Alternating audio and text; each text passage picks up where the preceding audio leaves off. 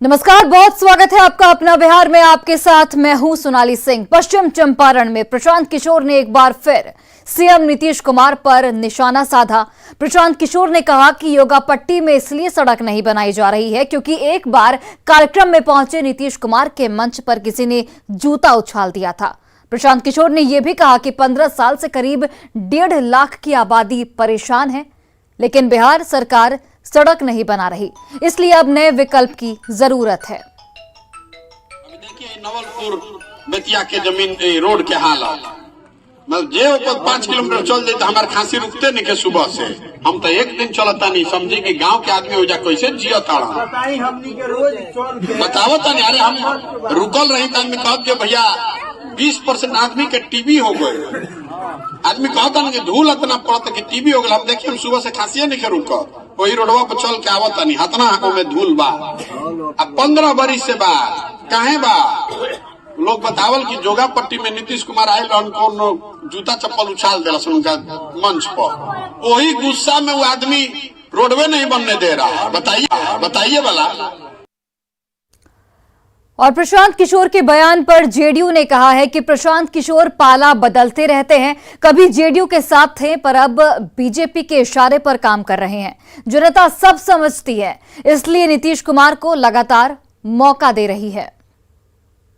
प्रशांत किशोर जी की पहचान एक बिजनेसमैन, एक प्रोफेशनल के रूप में है जिन्होंने पैसों के लिए काम किया है, घाट घाट का पानी पिया है। आजकल नेता बने फिर रहे हैं। जो भाषा वो बोल रहे हैं वो भारतीय जनता पार्टी की भाषा है, क्योंकि वो भाजपा के एजेंट के रूप में ही काम कर रहे हैं। जब हमारे दल में थे या 2015 में महागठबंधन के लिए काम कर रहे थे तो नीतीश कुमार जी से बड़ा कोई विकास पुरुष उन्हें दिखता नहीं था, और आज ऐसी बकवासपूर्ण बातें कर रहे हैं। खांसी तो उनको होगी ही ना, क्योंकि ये लोग तो एसी के लोग हैं जो एसी की हवा खाते हैं। आज तक जमीन पर संघर्ष कब किया है?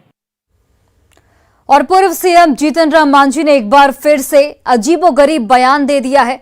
जीतन राम मांझी ने कहा कि हिंदू बनकर भी दलित समाज के लोग गुलाम बने हुए हैं। जीतन राम मांझी ने यह भी कहा कि पूजा पाठ में भी भेदभाव किया जाता है। पूजा कराने वाले शराब पीते हैं और मांस खाते हैं, और ऐसे लोगों से पूजा नहीं कराना चाहिए। ये हम लोग गांव-गांव में प्रचार कर रहे हैं। जीतन राम मांझी ने कहा कि उपचुनाव में बीजेपी का हिंदू कार्ड नहीं चल पाया है।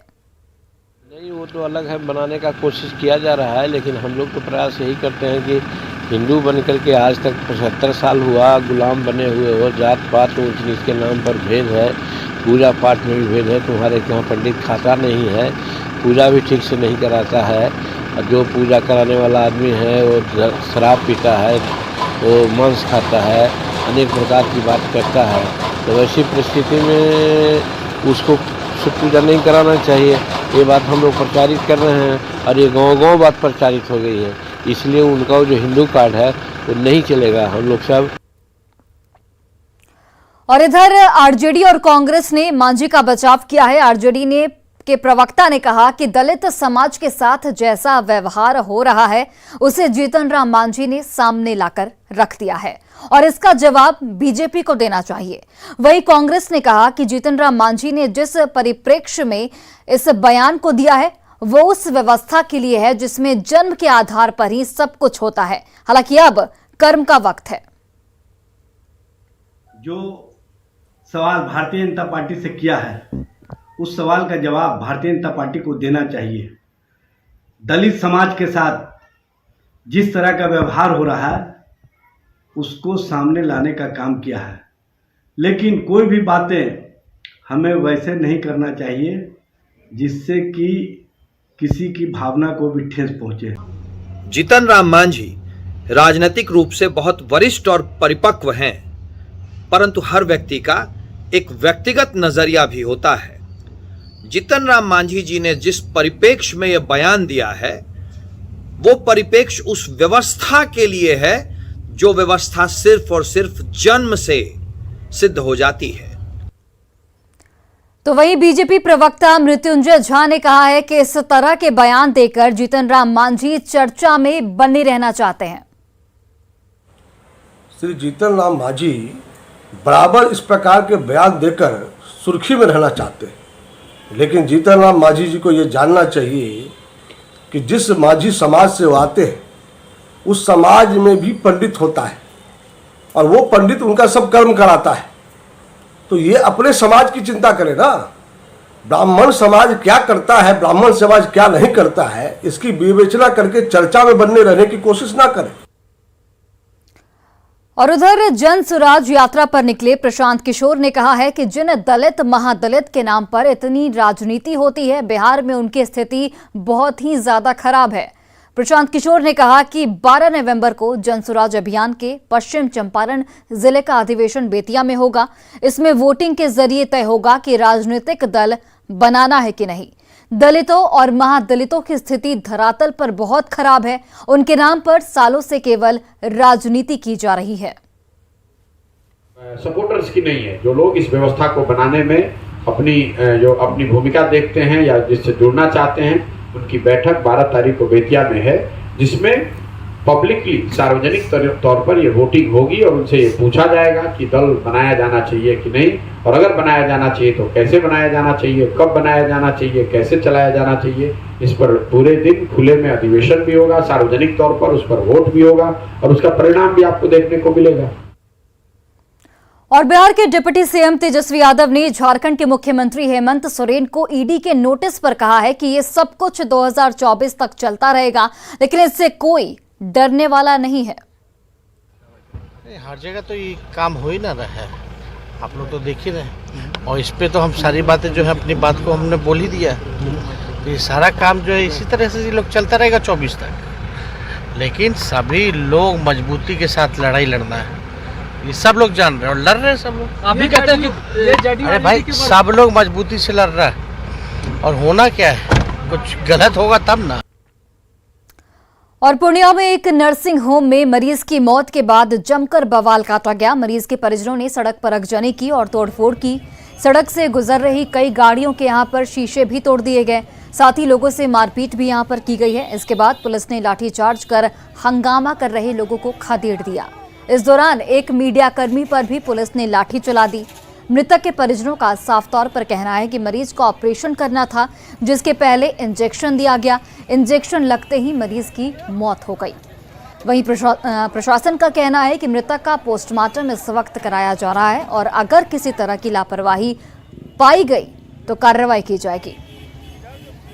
मिली है घटना के बारे में? नहीं, एक्चुअली एक हॉस्पिटल में ऐसे इन लोगों का जो उनके परिजन है उन लोगों के द्वारा आरोप लगाया जा रहा था कि वो गलत ये कर देने के बाद हुआ है, एनेस्थीसिया देने के बाद। तो इसका हम लोग पोस्टमार्टम करवा करके हम लोग पता कर रहे हैं। अगर रियली में अगर वो नर्सिंग होम के द्वारा ओवरडोज अगर दिया गया होगा, पोस्टमार्टम में साबित होगा, एफआईआर करके कानून के तहत उस पर कार्रवाई की जाएगी। अच्छा, अभी पुलिस के द्वारा लाठियाँ भी भाजी नहीं, वो हल्का बल का प्रयोग किया गया था, चूँकि बहुत सारे असामाजिक तत्व जो है प्राइवेट प्रॉपर्टी को क्षति पहुँचा। और वहीं सीवान में चाकू से गोदकर एक युवक और एक युवती की हत्या कर दी गई है। हत्या का आरोप लड़की के भाई पर ही लगा है, जिसे पुलिस ने गिरफ्तार भी कर लिया है। मामला दरौंदा थाना क्षेत्र के रंगरौली गांव का बताया जा रहा है। जानकारी ये भी मिल रही है कि लड़का और लड़की एक दूसरे को प्यार करते थे, जिससे उसके घर वाले बेहद नाराज थे। दोनों मिलने के लिए निकले थे और इसी दौरान लड़की के भाई ने उन्हें देख लिया और उनकी चाकू से गोदकर हत्या कर दी। पुलिस ने आरोपी मन्नू को गिरफ्तार कर लिया है। घटना के बाद गांव में तनाव का माहौल है। दो परिवारों के बीच में प्रेम प्रसंग का कुछ इश्यू था, उस संदर्भ में पहले लड़की की हत्या की गई थी परिजनों के द्वारा, और उसी परिजन के द्वारा उस लड़की की भी हत्या कर दी गई थी। पुलिस ने त्वरित कार्रवाई करते हुए उसमें जो मुख्य अभियुक्त है उसको गिरफ्तार कर लिया है। आगे कार्रवाई की जा रही है। कुछ बरामद भी हुआ है सर? हत्या में प्रयुक्त जो उसने चाकू का इस्तेमाल किया था उसे भी बरामद कर लिया गया।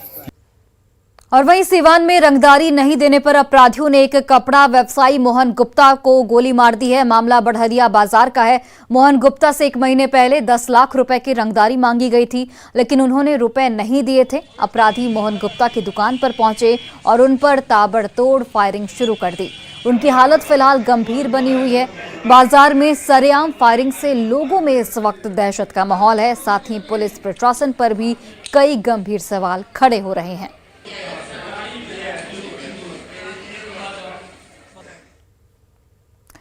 किशनगंज में पाकिस्तानी मूल की महिला की गिरफ्तारी मामले में केंद्रीय एजेंसियों की जांच के बाद अब बिहार एटीएस की टीम भी पहुंच गई है।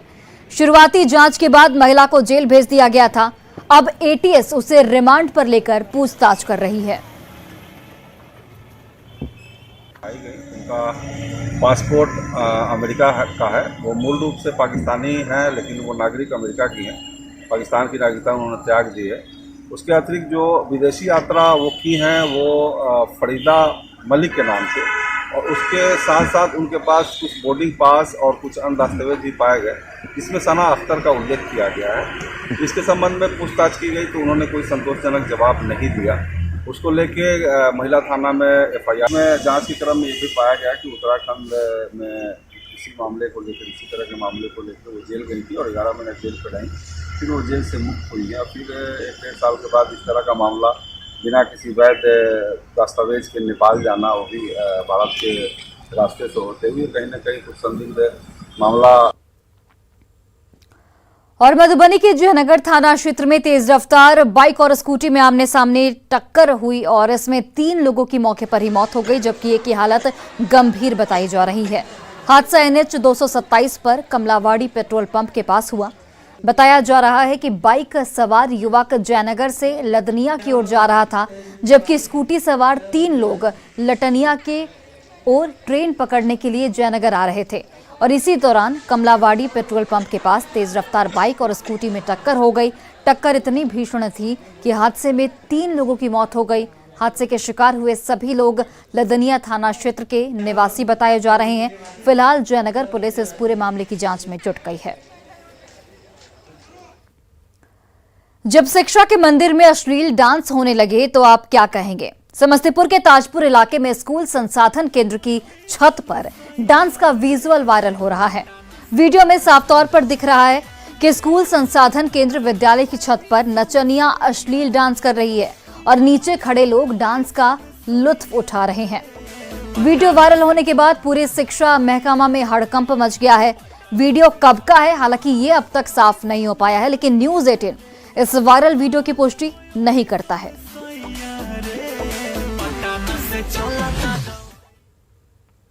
और जल संसाधन मंत्री संजय झा दरभंगा में आयोजित माइंड फेस्ट के समापन समारोह में शामिल हुए।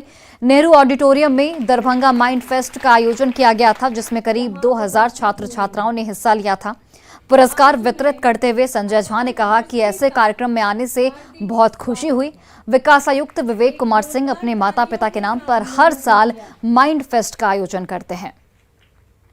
जिला के गवर्नमेंट स्कूल के भी और प्राइवेट स्कूल के बच्चे पार्टिसिपेट किए इसमें और बड़ा ही इनोवेटिव चीज़ है। और मैंने कहा भी जैसे कि समाज में जो ऊंचे पद पर जाते हैं वो जब अपने घर के लिए, अपने गांव के लिए, अपने ज़िला के लिए, अपने लोगों के लिए आकर के वो बहुत कम देखा जाता है, बहुत रेयर देखा जाता है। और इस वक्त एक बड़ी जानकारी अब तक पहुंचाते चले। 15 नवंबर को यूपी के मुख्यमंत्री योगी आदित्यनाथ बिहार आएंगे और बक्सर में सनातन सांस्कृतिक समागम में हिस्सा लेंगे। केंद्रीय मंत्री अश्विनी चौबे ने इस बात की खुद जानकारी दी है। आपको बताते चले कि 6 नवंबर से 15 नवंबर तक बक्सर में मूज में राम कार्यक्रम का आयोजन होना है और इस कार्यक्रम में यूपी, महाराष्ट्र, MP, गोवा, सिक्किम, मणिपुर, असम, उत्तराखंड और हरियाणा के CM के साथ साथ बिहार के मुख्यमंत्री को भी निमंत्रण दिया गया है। केंद्रीय मंत्री नितिन गडकरी और राजनाथ सिंह के भी आने की सहमति मिल चुकी है। तारीख को योगी श्री आदित्यनाथ जी महाराज मुख्यमंत्री, उनके द्वारा इसका समापन का कार्यक्रम 15 तारीख को होगा। अभी तक जो जिन महानुभावों ने मुख्यमंत्री जी ने सहमति दी है और जो केंद्रीय मंत्री हैं। और इस वक्त की बड़ी खबर आपको बताते चले, मुख्य सचिव और DGP को NCPCR की ओर से पत्र जारी किया गया है। JJB CWC में नियुक्ति का ये पूरा मामला, जहां पर इन्हें पत्र जारी किया गया है। कार्रवाई और जांच शुरू करने का अनुरोध किया गया है। प्रश्न पत्र उपलब्धता मामले में यह अनुरोध किया गया कि कार्रवाई जारी की जाए।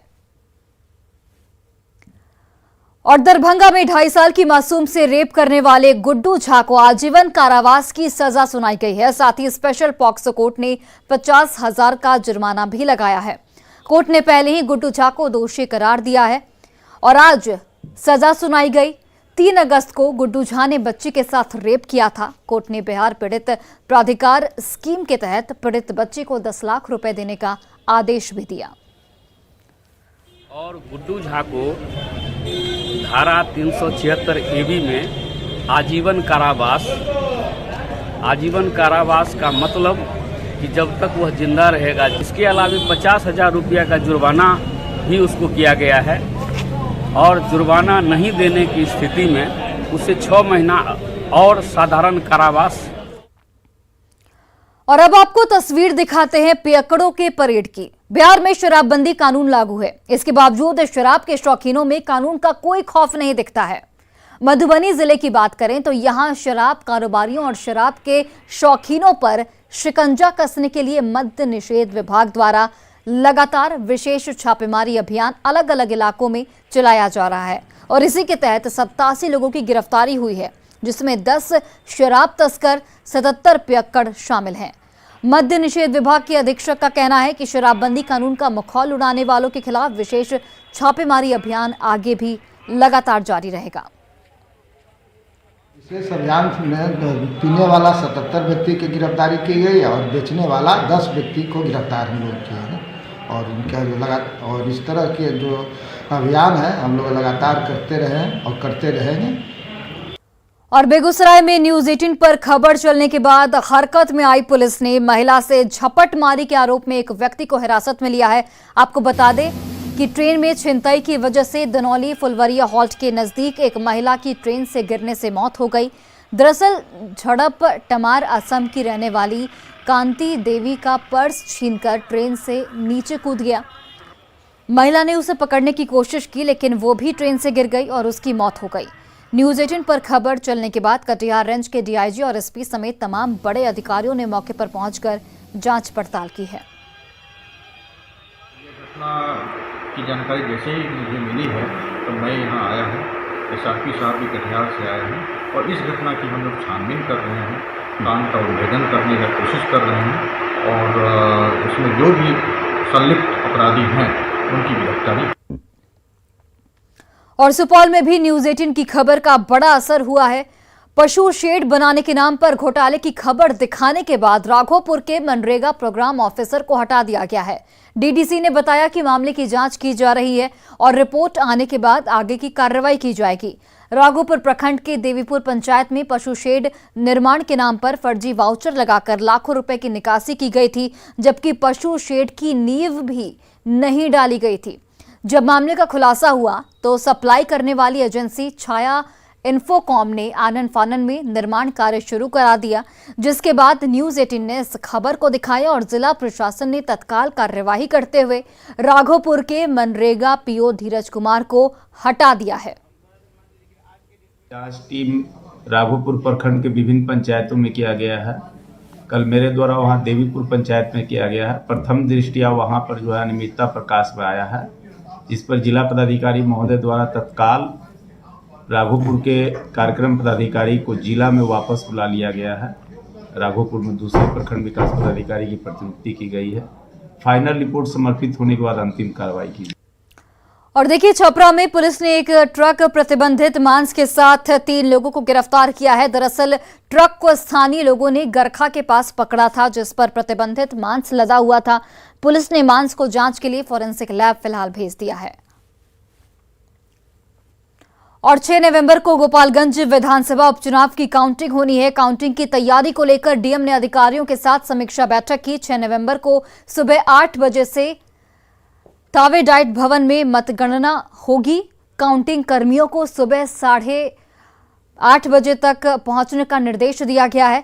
मतगणना को लेकर 14 टेबल बनाए गए हैं, जिन पर कुल 22 राउंड की काउंटिंग की जाएगी। काउंटिंग को लेकर पुलिस को अलर्ट मोड में रहने का निर्देश दिया गया है। और फिलहाल इस बुलेटिन में बस इतना ही। आप देखते रहिए न्यूज 18 बिहार झारखंड।